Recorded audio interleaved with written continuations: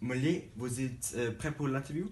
Oui, bien sûr, mais ça, c'est magnifique. Oui, ça c'est incroyable. Oui, Oui. oui, ok. D'accord. Alors, bonjour à tous. On est ici aujourd'hui avec Jean-Baptiste Molly. On est très content de l'avoir aujourd'hui. On va faire des questions. On va parler sur votre œuvre L'école des femmes. Oui, merci beaucoup pour m'inviter. Je vais répondre à toutes les questions que vous allez poser. Super. Merci. Alors, on va commencer avec la première question. Pourquoi vous avez décidé de d'écrire la comédie L'école des femmes?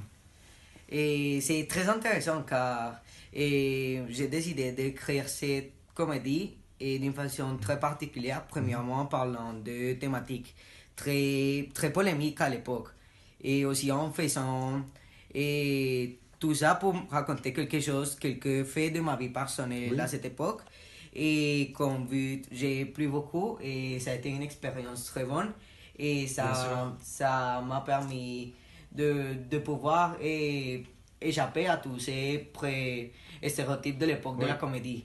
Et j'aimais beaucoup et je considère qu'aujourd'hui c'est une des grandes comédies et textes de l'histoire. Oui. Ok, super. Alors maintenant pour la prochaine question. Pourquoi avez-vous décidé d'incursionner dans le monde de la comédie? Sachant qu'à différence de la comédie, l'école des femmes était très différente à la façon de faire comédie à cette époque-là. Oui, et comme vous dites, c'est très différent la façon de faire comédie à l'époque par rapport au texte. Et qu'à cette époque, la comédie était plutôt avec beaucoup de farces, de plaisanteries grossières, de la comédie de l'art. Donc c'était un fait que pour mon voir, c'était un peu burlesque et brusque pour le fait que c'est la comédie, c'est faire rire à tout le monde.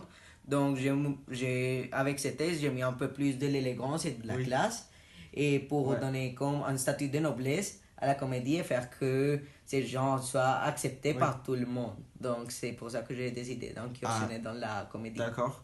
Très bien. Alors maintenant la prochaine question.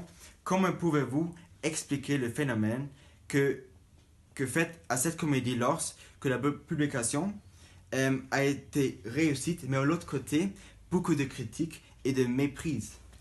Ça a été quelque chose de très important, très intéressant, car c'était un peu contradictoire, car tout grand succès d'une personne, comme à des personnes qui l'admirent et admirent le travail, mais il y a d'autres personnes qui critiquent et maîtrisent le travail.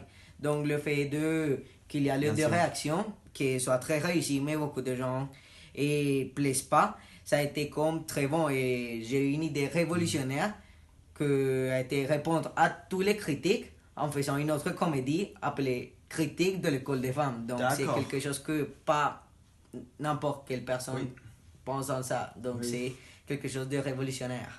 Et vous dites révolutionnaire. La critique des femmes, pourquoi pour vous c'est révolutionnaire? Comment vous expliquez ça? Bon, et je pense c'est simple. Un auteur et la plupart des fois, seulement ils pensent quand ils reçoivent les critiques, ils le font pour le mal, donc ils laissent tomber les critiques. Donc j'ai décidé de pas faire comme les autres auteurs et écouter les critiques et penser un peu plus en quoi ils voulaient dire et comme ça faire cette comédie pour lui répondre, pour montrer mon intérêt et de ce qu'ils pensent, mais pas en laissant de côté mes pensées. Donc c'est très important pour moi. C'est quelque chose de sublime. D'accord, oui. Très bien. Alors maintenant, la prochaine question. Votre époque a été comme le siècle de Lumière, dans lesquels plusieurs auteurs ont fait des œuvres admirables, comme les vôtres, bien sûr. Quel élément avez-vous en commun avec les autres auteurs? Bon, et comme vous avez dit, le siècle de Lumière était un des siècles plus importants en parlant de la littérature.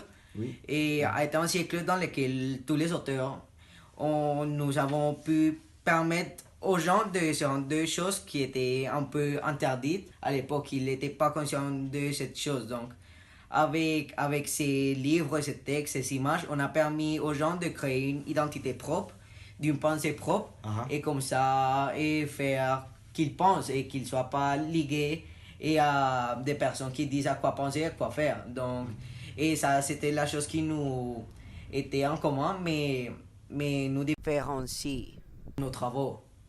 Oui, d'accord. Alors maintenant pour la dernière question.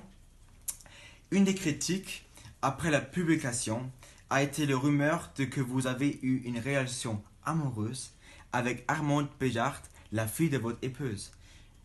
À cette époque, la Madeleine.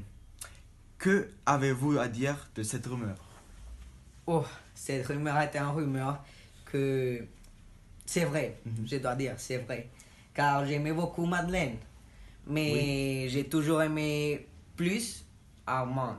Je suis très fier de ma décision car je pense on doit appeler au cœur lors de cette décision et j'aime beaucoup Armande.